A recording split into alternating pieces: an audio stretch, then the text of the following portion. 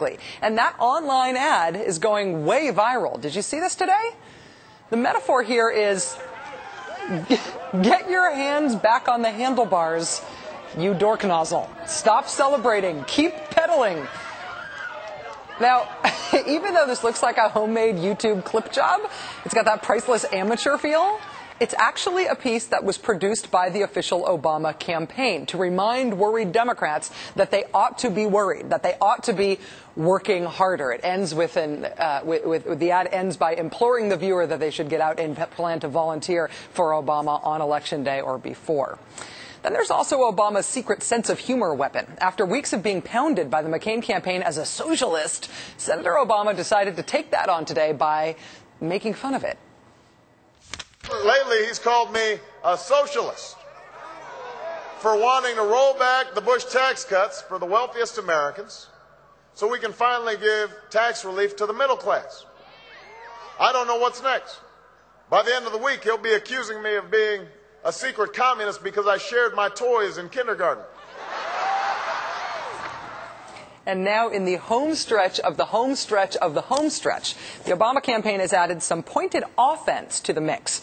Their newest ad accuses John McCain of being weak on the economy, and for the first time, it sort of officially goes after McCain for choosing Sarah Palin as his running mate. Wink, wink. So audacity, the infomercial, enunciated anxiety, keep pedaling, a sense of humor, the communist PB&J sandwiches, and offense. McCain picked Palin. Those are the ingredients in Obama's closing time cocktail.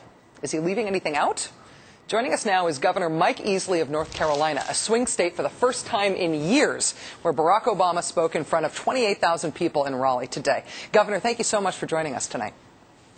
Thank you, Rachel. Good to be back with you. What is a dork nozzle again? I will tell you when you're older.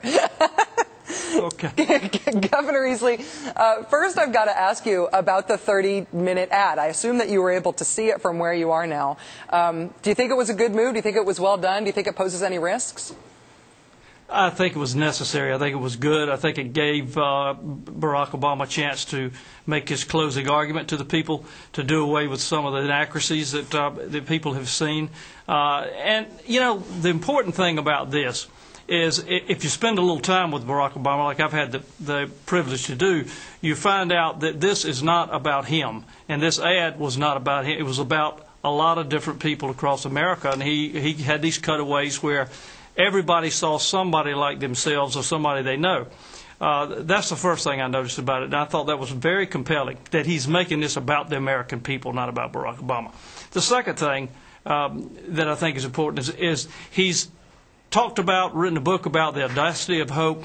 Tonight's ad was more about the power of hope, letting people know that if they will just stand up for themselves, take charge of their own life, accept personal responsibility for this democracy, that we can go forward and we can make a lot of changes. Those were the two things I picked up in that I thought were particularly helpful. I actually was very moved by this 30-minute ad.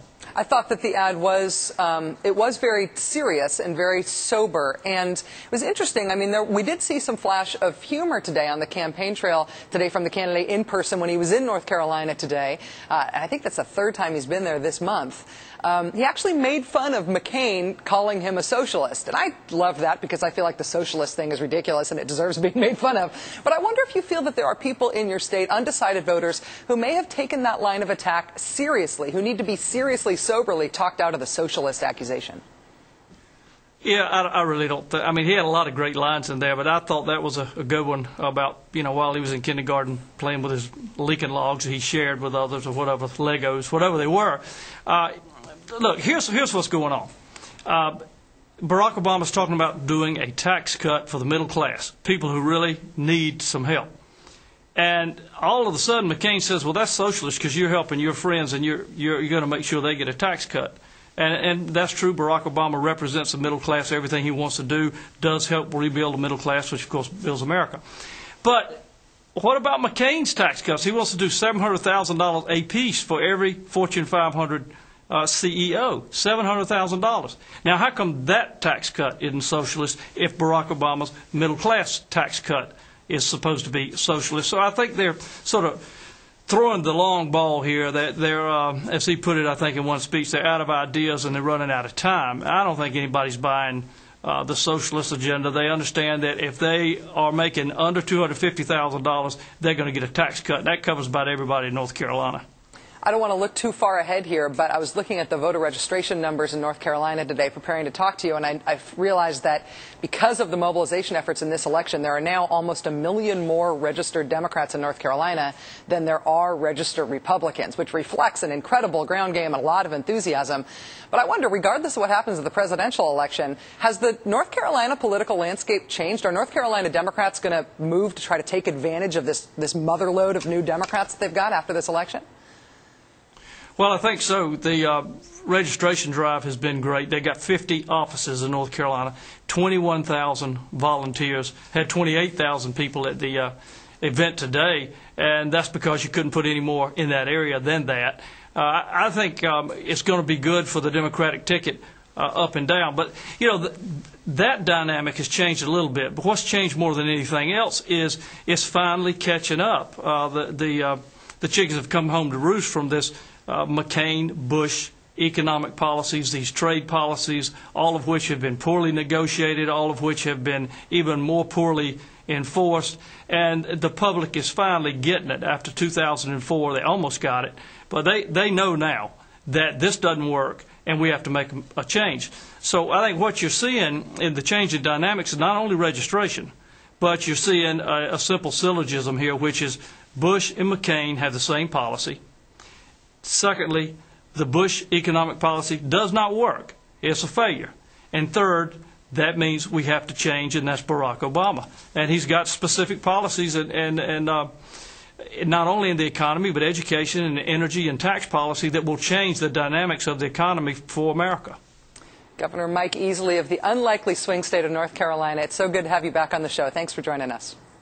Thanks, Rachel. Good to be back with you. Thank you. Barack Obama is having quite a day, an uninterrupted half hour in primetime television, and a rally with Bill Clinton coming